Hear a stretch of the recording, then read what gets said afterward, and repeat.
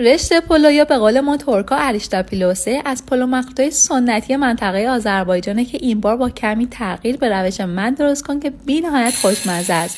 اول عدس رو با کمی آب خیس می‌کنیم و اجازه میدیم تا کامل بپزه. فقط دقت کنید که نباید له بشه. سینه مرغ و یا ترکیب سینه و زون رو مکعبی خورد می‌کنیم. با نمک و فلفل و ادویه‌ای که توی کپشن براتون نوشتم به همراه یه مقدار زعفرون و آب لیمو ترش مزه‌دار می‌کنیم و 1 ساعت داخل یخچال استراحت میدیم. تو این فاصله پیاز درشتم که نگینی ریز خرد کردیم رو داخل تاب تفت میدیم. سبک که شد زردچوبه رو به همراه مرغای مریینیت شده اضافه میکنیم.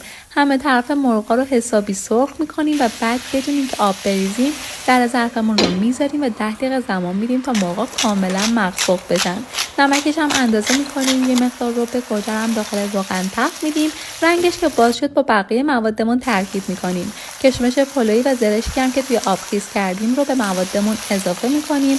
یه مقدار زعفرون و برای تعدیل مزه‌اش آب لیمو ترش اضافه میکنیم و موادمون آماده است. برنج خیس خورده و رشته پلویی رو آبکش میکنیم. طبق روال همه پلو مخلوطامون اول یه لایه نون برای ته‌دیگمون، یه لایه برنج، یه لایه از اون عدسی که پختیم رو به همراه ادویه پلویی یا دارچین اضافه میکنیم.